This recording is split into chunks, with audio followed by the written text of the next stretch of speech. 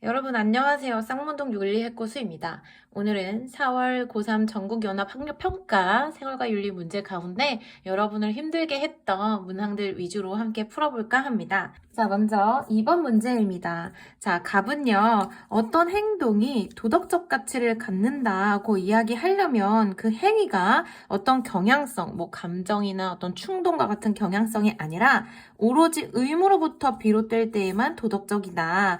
즉, 행위의 가치는 결과가 아니라 이성적 존재자가 무엇에 따라 행동하느냐, 의무에 따라 행동했느냐, 아니냐에 따라서 결정된다. 라고 보는 칸트의 입장입니다. 자, 을은요, 어떤 행동이 공동체의 쾌락을 감소시키기보다 증가시킬 때 공리의 원칙에 일치한다. 라고 하면서 공리의 원칙을 강조한 벤담이죠. 이게 공리주의자인데 밀이 아니라 벤담이 확실한 이유는 뭐예요? 뒤에 벤담이 강조했던 쾌락의 양 계산법이 제시되었어요. 벤담은 밀과 달리 쾌락의 양적인 차이만을 고려해서 공리의 원칙을 적용시켜야 한다고 주장한 사람이었죠. 자, 먼저 1번 선지를 볼까요? 칸트의 입장에서 의무와 일치하는 행위, 그러한 모든 행위가 도덕적 가치를 지닐 수 있을까요? 아니요. 칸트는요, 결과적으로는 의무와 일치하는 것처럼 보이는 행위더라도 그 행위가, 그 동기가 의무에서 비롯된 또는 의무를 따르는 행위일 때만 도덕적 가치를 지닐 수 있다고 봐요. 이렇게 생각하면 좋겠어요. 우리가 거짓말을 하지 말라. 거짓말을 안 해. 진실만을 얘기해. 결과적으로는 거짓말을 하지 말아라. 라고 하는 행위와 일치하는 행위를 해요. 하지만 나의 그러한 행동을 하는 내적 동기가 이게 나의 의무니까 한다가 아니라 내가 진실된 이야기를 하면 사람들이 날 좋아해 주겠지? 내가 인정받으려면 거짓말하면 안 되지? 라고 생각해서 겉으로 보기에만 의무와 일치하는 의무에 맞는 행위를 할 수 있잖아요. 그래서 칸트는 그 겉으로 보여지는 행위가 아니라 행위의 동기, 행위가 의무에 따르고자 하는 선의지에 의한 것인가 아닌가를 따져야만 도덕적 가치를 판단할 수 있다고 보았습니다. 자, 선지 2번. 도덕 법칙은요, 이성적 존재의 행복 실현을 위한 조건적 명령이다. 전체 통으로 틀렸죠? 도덕 법칙은요, 무조건적 명령이에요. 다른 어떤 목적을 위해서도 아니고요. 또한 조건적으로 주어지는 명령도 아닙니다. 그렇기 때문에 2번은 답이 될 수 없습니다. 자, 3번. 행위가 가져올 양적 쾌락보다 질적 쾌락을 중시해야 한다. 자, 이것은요, 바로 공리주의자 밀의 입장이죠. 벤담은요, 쾌락의 질적인 어떤 차원보다는 양적인 차원만을 강조하고 있어요. 자, 선지 4번. 유연성의 산출을 도덕과 입법의 원리로 삼아야 한다. 즉, 공리의 원리를 도덕뿐만 아니라 입법, 사회의 어떤 법을 만드는 과정에서도 이 공리의 원칙이 적용되어야 한다. 사익과 공익의 조화를 꿈꿨던 벤담이 제시한 해법이었죠. 자, 공리의 원리를 도덕뿐만 아니라 사회적 입법의 원리로도 적용해야 된다고 벤담은 강조하였습니다. 선지 5번입니다. 행위의 도덕성을 평가하는 기준이 결과가 아닌 동기이다 라고 이야기할 사람은 칸트밖에 없겠죠. 결과의 유용성을 따지는 벤담과 같은 공리주의자는요, 도덕성을 평가하는 기준으로서 결과를 강조하는 입장입니다. 그래서 이번의 정답은 4번이었어요. 그 다음 6번입니다. 늘 여러분을 괴롭히는 주제가 출제되었죠. 이번에도 어김없이. 자, 먼저 갑이 누구인지 한번 볼까요? 갑은요, 삶의 주체로서 동물의 권리를 존중해야 한다고 보면서 사람들이 이 동물의 권리를 침해하는 전면적인 이 사회 구조나 이런 시스템에 대해서 부정하지 않고 있다라고 강력하게 비판하는 레건의 입장입니다. 자, 을은요, 우리가 비록 참나무를 사용하긴 하지만 그는 대지 공동체의 구성원으로서 존중되어야 한다. 우리가 어떤 다른 존재를 소비하기는 하지만 동시에 이는 대지 공동체로서 그 구성원으로서 존중받아야 한다라고 보는 레오폴드의 입장이 제시가 되었네요. 자, 그 다음 병을 볼까요? 병은요, 인간이 설계한 기계에는 각자 고유의 선을 지니지 않는다. 그러나 모든 유기체, 다시 말하면 생명체죠. 모든 생명체는 각자 고유의 선을 지니며 그들 자체가 목표지향적 활동의 중심이다 라고 보면서 모든 생명체를 우리가 도덕적 고려의 대상으로 삼을 것을 강조하는 테일러의 입장입니다. 테일러가 보기에 모든 생명체는 각자의 고유의 선, 각자의 생명을 지향하는 활동을 하고 있어요. 그래서 우리는 무당벌레는 무당벌레의 생명을 추구하고 진딧물은 진딧물이 자체의 선을 추구하는데 그렇기 때문에 무당벌레가 진딧물을 잡아먹는 것에 대해서 각자의 추구하는 선이 다르기 때문에 각자의 생명을 지향하는 이 활동이 다르기 때문에 진딧물을 잡아먹는 무당벌레에 대해서 비판할 수 없다고 보는 것이죠. 자, 테일러의 입장에서 병의 선지가 출제되었습니다. 자, 그랬을 때 A는요. 갑과 을에게는 해당되지만 병에게는 해당되지 않는 내용이 제시되어야 되고 B에는요. 갑과 병에는 해당이 되지만 을에게는 해당되지 않는 내용이 제시되어야겠죠. C 같은 경우는요. 갑, 즉 레건은 부정하지만 레오폴드와 테일러는 긍정할 내용이 제시가 돼야 되고요. D 같은 경우는 모두에게 해당되는 내용이 제시되어야 할 겁니다. 자, 먼저 A. 인간은 자신의 생존을 위해 식물을 이용할 수 있다. 자, 먼저 레건의 입장에서 도덕적 고려의 대상, 인간이 단순한 자원으로서만 이용해선 안 되는 대상은 삶의 주체로서의 일부 동물입니다.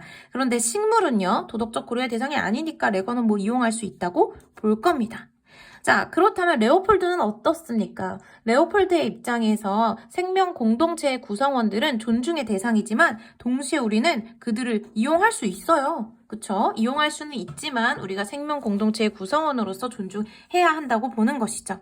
자, 테일러는 어떻습니까? 각자 고유의 선을 지니고 있는 생명체는 각자의 목표, 즉 생명을 위한 활동으로서 먹고 먹히는 먹이사슬에 대해서 우리가 막 비난할 수 없는 것이잖아요. 인간이 생존을 위해 식물을 이용할 수 있는 것이죠. 자, 그랬을 때 이 내용은요, A가 아니라 B에 들어가야 하는 내용이네요. 그래서 정답이 될 수 없군요. 자, 그 다음 니은입니다. 생명 공동체 그 자체의 도덕적 지위를 인정할 수 없다. 생명 공동체 그 자체가 도덕적 지위를 가진다고 보는 입장은 레오폴드에게만 해당돼요. 레건에게 도덕적 지위를 가지는 존재는 삶의 주체로서 일부 동물이고요.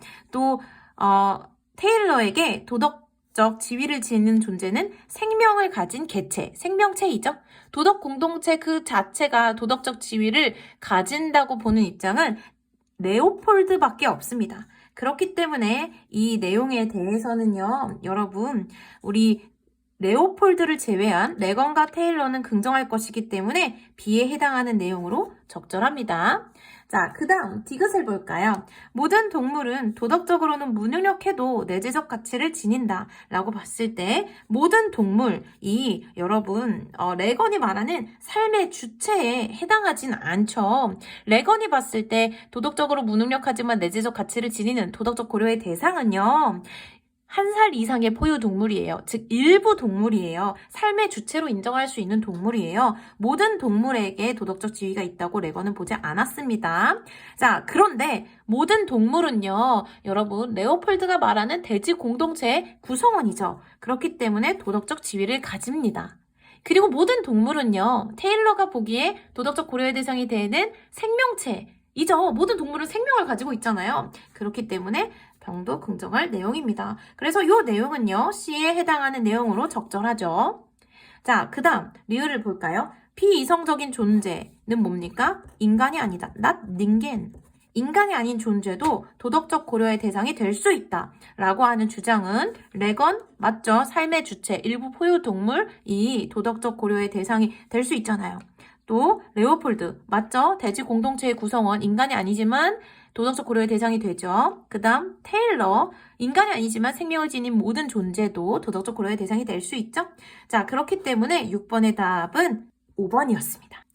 자, 그 다음 8번입니다. 최선의 국가 체제는 이성의 법칙이 지배하는 공화정 체제이다. 각각의 국가가 공화정 체제를 이루어야 된다고 보고 그러면서 국가들은 국제연맹을 결성하면서 국제법을 통해 영원한 평화, 즉 영구 평화에 들어설 수 있다고 보는 칸트의 영구 평화론이 출제가 되었습니다. 세계시민법은 보편적 우호의 조건들에 국한되어 있어야 된다. 즉 각각의 이 공화정체를 이루고 있는 이성의 법칙에 의해서 지배되면서 어떤 시민들이 이성적 존재자로서 이 자율적으로 이 통제를 받는 거죠. 왜냐하면 이성적 법칙에 의해서 법이 만들어지고 지배받으니까 당연히 국가에 의한 다스림이 자율적인 이성의 다스림과 같은 것이기 때문에 그런 공화정체를 지닌 각각의 국가의 자율성을 국제관계에서도 우리가 존중해줘야 된다고 보는 칸트는요. 이 세계시민법이 너무 지나치게 간섭을 하거나 내정 간섭을 하거나 하는 것이 아니라 보편적으로 누구나가 다 우호적으로 받아들일 수 있는 조건에 국한되어서 정립되어야 된다고 보는 것입니다. 자, 이랬을 때 8번에 1번 선지를 함께 볼까요? 모든 사람은 다른 나라를 방문할 권리를 가지고 있는가? 칸트는요, 모든 사람들이 일시적으로는 어떤 나라든지 방문할 수 있는 권리를 가지고 있다고 이야기해요. 자, 2번. 세계 평화를 실현하기 위한 노력은 인간의 도덕적 의무인가? 칸트는요, 여러분, 인간이 지니고 있는 이 자율적인 의지, 즉 도덕과 관련된 이성적 존재자로서 자유를 발휘하는 것, 그것이 국가에서 발휘가 될 수 있도록 공화정체를 이루어야 된다고 이야기하죠.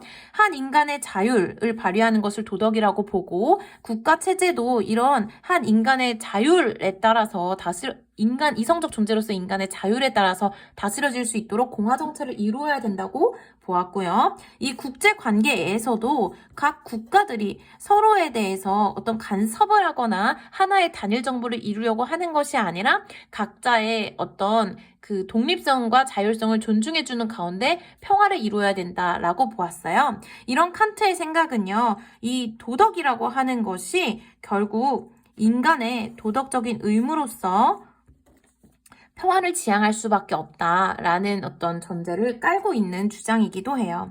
이런 칸트의 입장에서 이번 선지는 당연히 긍정될 수밖에 없습니다. 그 다음 3번, 세계평화의 실현을 위해서 정치와 도덕은 합치되어야 하는가? 라는 것에 대해서 칸트는 긍정합니다. 현실적으로 어떤 처세술로서 정치가 도덕과 다른 것처럼 보이지만 사실 결국 정치를 하는 사람도 정치를 통해서 자신이 원하는 목적을 이루고자 한다면 이 정언명령이 실현된, 즉 모두가 단순히 수단으로서 이용만 당하는 것이 아니라 목적으로서 존중받는 그런 목적의 왕국이 실현되었을 때 정치적인 실천의 목적도 달성될 수 있다는 거예요. 정치라고 하는 것은 결국 어떤 것을 얻으려고 하는 것이잖아요. 그러한 목적이 달성되려면 정치인들도 이 정치 활동을 하는 사람들도 동시에 수단으로서만 서로 이용하는 것이 아니라 각자에 대해서 목적으로 대우하는 그런 도덕의 실현이 전제가 되어야 한다. 그래서 결국 정치는 도덕 앞에 무릎 꿇을 수밖에 없다라고 칸트는 이야기합니다. 그런 칸트의 입장에서 정치와 도덕은 합치되어야 한다는 주장을 제시할 수밖에 없습니다. 그 다음 4번. 개별 국가들의 정치 체제는 세계 평화의 실현에 영향을 주는가? 라고 했을 때 칸트는요, 개별 국가들의 정치 체제가 공화 정체를 이루어야 한다라는 것이 세계 평화를 실현하기 위한 조항으로서 강조된다고 보았죠. 자, 이때 선지 5번이 정답인데요. 국제법에 따라서 국가들이 하나의 단일한 세계공화국, 단일 정부를 수립하는 것에 대해서 칸트는 부정했어요. 간섭하면 안 된다니까요. 공화 정체를 이루고 있는 각각의 국가의 독립성과 자율성을 간섭하거나 침해하려고 해서는 안 됩니다. 그렇기 때문에 단일한 하나의 세계 정부를 구성하는 것이 아니라 영구적인 평화 연맹의 질서를 확립하는 것이 중요하다고 보았던 것이죠.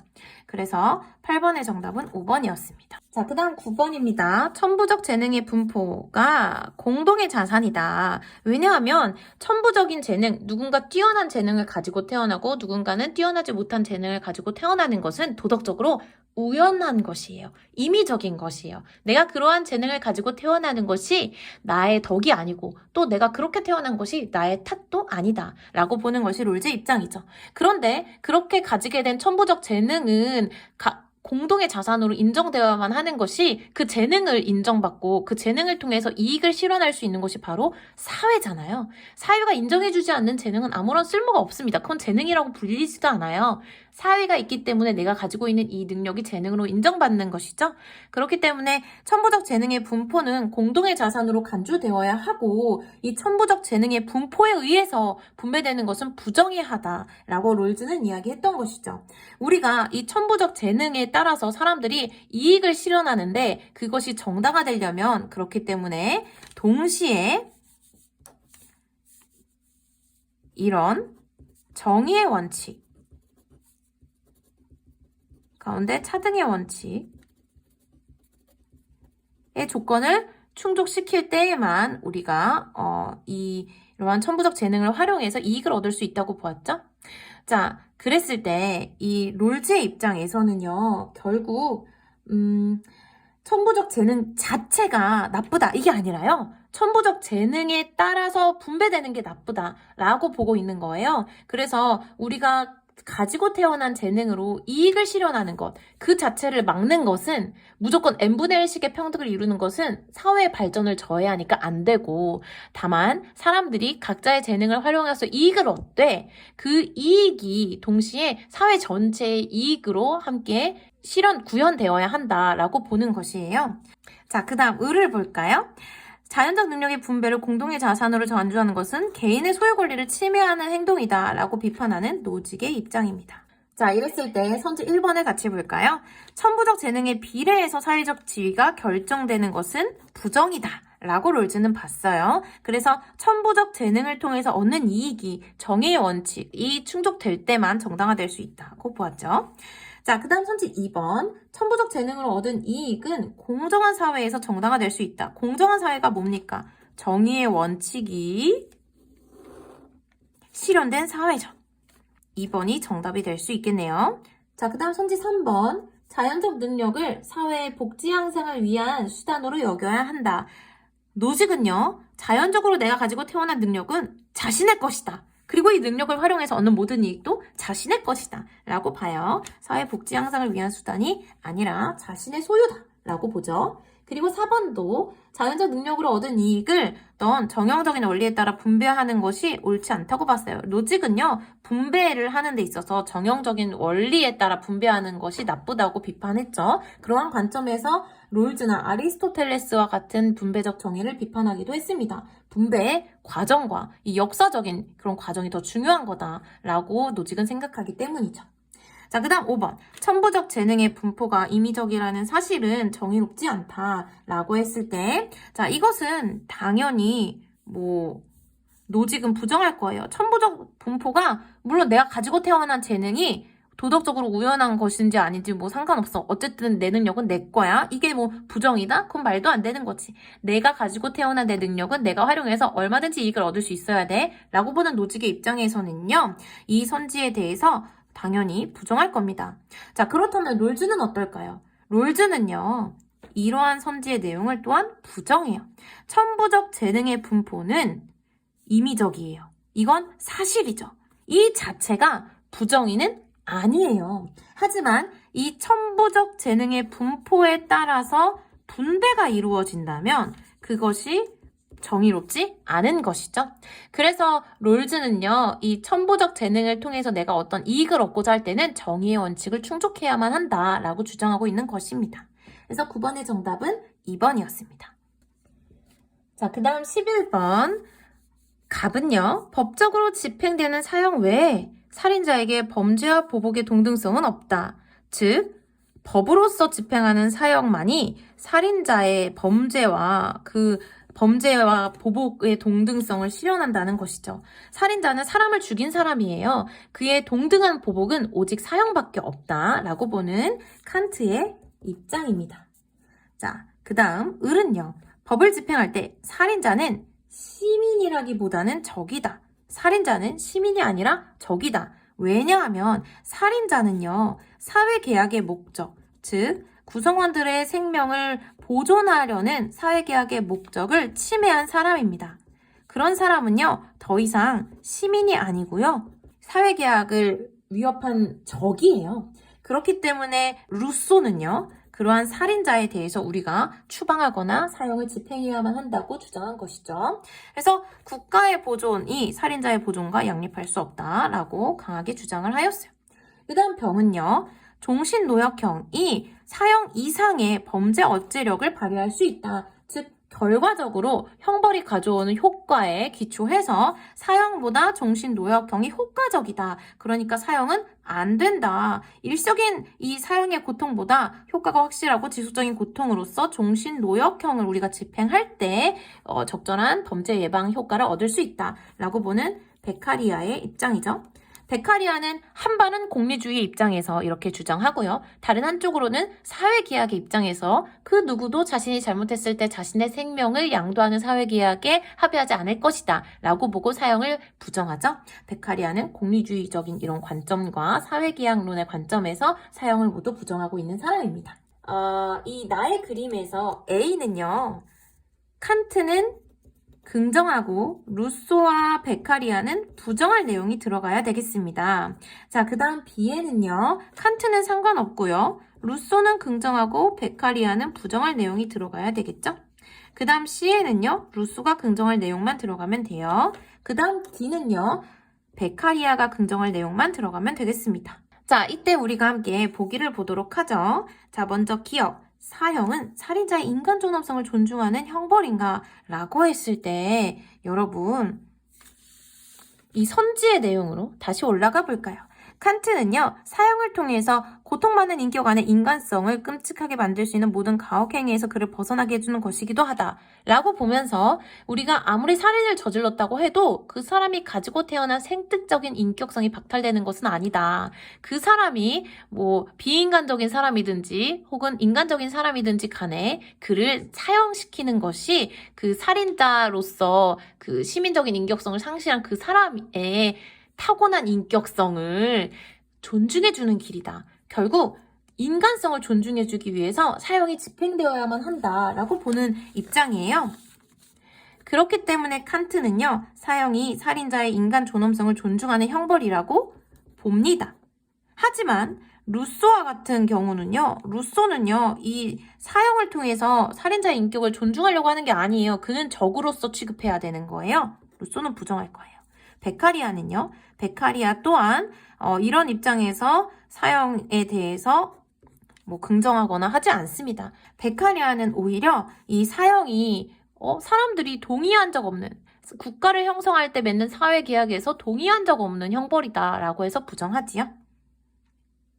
자, 그 다음 니은 범죄자에 대한 형벌 부과는 사회계약에 근거해야 하는가? 라고 하는 입장에 대해서 이 B니까 루소와 베카리아만 보면 되겠네요. 사회계약에 근거해서 범죄자에 대해 형벌이 부과되어야 하는가? 라고 봤을 때 루소는요. 범죄자가 사회계약의 목적을 위협한다는 것에 의해서 형벌을 정당하기 때문에 긍정할 겁니다. 베카리아도요. 아까 이야기했듯이 사회계약의 근거에서 사형에 반대하는 사람이죠. 그 누구도 자신의 생명이 박탈당해도 좋다는 내용에 대해서 사회계약에 동의한 적이 없을 거다라고 보는 베카리아 입장에서도 이러한 선지가 긍정될 수 있습니다. 그렇기 때문에 이것은 답이 될 수 없겠네요. 자, 그 다음 D급 볼까요? 사형은 시민들의 생명을 보호하기 위한 수당적인 형벌인가? 라고 했을 때 루소는요. 이 사형의 대상이 시민들의 생명을 위협한 범죄자에 대해서 행해지는 것이죠. 그렇기 때문에 긍정할 내용입니다. 그 다음 리을 볼까요? 형벌의 목적은 범죄로 인한 사회적 해악을 방지하는 것인가? 라는 물음에 대해서 이 범죄 억제력에 대해서 이 공리주의적인 관점에서 이야기하고 있는 베카리아가 긍정할 내용입니다. 그래서 11번의 정답은 5번이에요. 다음 18번입니다. 자연 상태가 전쟁 상태라고 보고 이러한 전쟁 상태에서 벗어나기 위해 자연권을 양도해야 된다고 주장하는 홉스의 관점이 갑의 제시문으로 출제되었군요. 자, 홉스는요, 사회계약이 자신의 생명을 지키기 위해서라면 그 어떤 행동이라도 할 수 있는 무제한의 자유를 뜻하는 자연권을 양도함으로써 평화를 이루기 위한 조치라고 봅니다. 자, 을은요, 각자가 가진 자연법의 집행권, 즉 자연법에 의해 주어지는 자연권 가운데 일부죠. 그것을 포기함으로써 정치사회가 존재하게 된다. 정치사회에서 각자는 생명, 자유, 재산과 같은 자연법에 의해서 주어지는 자연권을 보장할 수 있다. 즉, 사회계약이라고 하는 건 자연권의 보장을 위해서 이루어지는 것이다. 그리고 이를 위해서 우리는 자연권의 일부분, 즉 자연법을 스스로 집행할 수 있는 집행권을 포기함으로써 사회계약에 동의하게 된다라고 보는 로크의 입장입니다. 자, 이랬을 때 보기를 함께 볼까요? 먼저 기억 볼까요? 국가 권력은 한 사람에게 독점되는 절대적인 권한이다 라고 했을 때 일단 로크의 입장에서는 부정될 내용입니다. 로크는요, 국가 권력이 분립되어야만 한다고 보았던 사람이죠. 자, 홉스의 입장에서는요, 한 사람에게 독점되는 것이 좋지만, 이왕이면 한 사람이면 좋지만, 그렇다고 한 사람이 아니면 안 된다. 또 아니에요. 여기 제시문에도 나왔잖아요. 한 사람 혹은 하나의 합의체라고 나왔잖아요. 그래서 홉스의 입장에서도 꼭 이 선지가 늘 100% 통하는 건 아니기 때문에 어쨌든 로크에서 완벽하게 부정되는 내용이어서 공통된 입장으로 우리가 이야기할 수 없을 것 같아요. 자, 그 다음 니은. 국가의 역할은 시민들의 안전한 삶을 보장하는 것이다 라고 했을 때 국가의 역할이 결국 시민들의 안전한 삶을 보장하는 것, 홉스의 입장에서는 자연 상태에서 벗어나는 것이기도 하고요. 로크의 입장에서는 자연권이 보장되는 것이기도 하죠. 정답입니다. 그 다음 국가의 권위는 시민들의 자발적인 합의에 의해 정당화된다. 여기서 말하는 시민들의 자발적 합의가 뭐겠어요? 바로 사회계약이겠죠? 올바른 보기입니다. 그 다음 리을. 국가의 명령에 복종할 시민의 의무는 자연적으로 발생된다 라고 했을 때 이 위에 있는 디귿 선지와 상충하는 선지임이 보이죠. 그렇기 때문에 디귿과 리을을 동시에 답으로 선택해서는 안 됐었어요. 자, 그래서 18번의 정답은 3번입니다.